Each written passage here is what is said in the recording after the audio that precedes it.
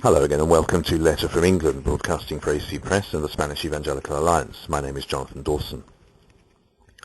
On his recent visit to England, the Catholic leader, Pope Benedict XVI, beatified one of the most influential English Roman Catholic thinkers, Cardinal Newman.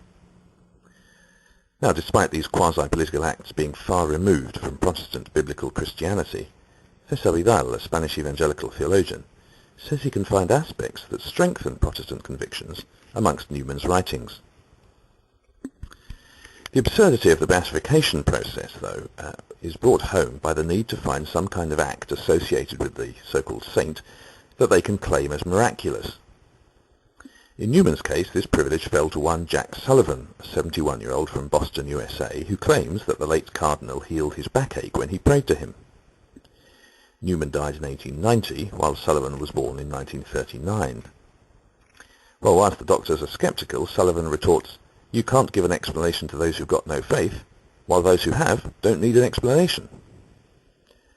Well, that aside, Newman was an Anglican clergyman who converted to Catholicism and wrote about the development of Catholic dogma, attempting to defend the aspects which were rejected by Protestants. His most famous book, Apologia pro vita sua, describes his own spiritual path, as well as arguing in favour of the doctrines that Protestants find unacceptable. Vidal says, "It was obvious to Newman that the first Christians did not believe in the miraculous ascension of the Virgin Mary, nor in her perpetual virginity, nor in transubstantiation, nor in the worship of images, nor many other things. But he explained this vast difference by showing that these beliefs were in seed form among the early believers, and that it only needed a few centuries for this seed to bear fruit in Catholicism." Vidal adds that such an explanation is quite clearly absurd, and he says, "I expect Newman knew that." The Roman Emperor Constantine transferred many elements of pagan worship over to Christianity, and Newman asserted rather wildly that he considered them all of pagan origin, but sanctified by their adoption into the Church. He wrote that in his essay on the development of dogma. On that basis, though, one could argue that anything taken up by the Church becomes acceptable. Vidal comments, "From a Protestant perspective, this is a very powerful reason not to be a Catholic. How could you trust in a church which absorbs a massive amount from paganism and then tries to claim that its adoption legitimizes it? In fact, a statement like this is actually a powerful legitimization of Protestantism."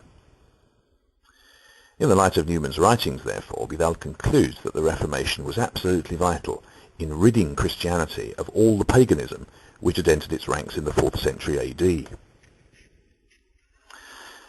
Well, having said that Newman's writings achieved the opposite of their author's intention and actually supported Protestant convictions, Vidal goes on to say that the decision to beatify Newman has been sold as a symbol of the return of England to Catholicism, something he says has never happened.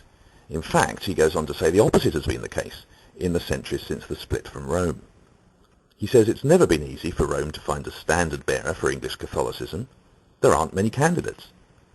Thomas More was executed by Henry VIII, along with a lot of Protestants, of course, and his most famous book was on the Roman Catholic Index of Banned Books, right up until the list disappeared at Vatican II. And one must admit it would be rather strange to have a saint, especially one you wanted to turn into a national icon, whose main work was banned by the leaders of his very own church. So faced with this absence of notable figures, Cardinal Newman is pretty much Catholicism's last English hope, and they talk up his influence upon a so-called Catholic revival in England, seen through literature. However, Vidal points out that these Catholic authors had very little connection to this supposed revival.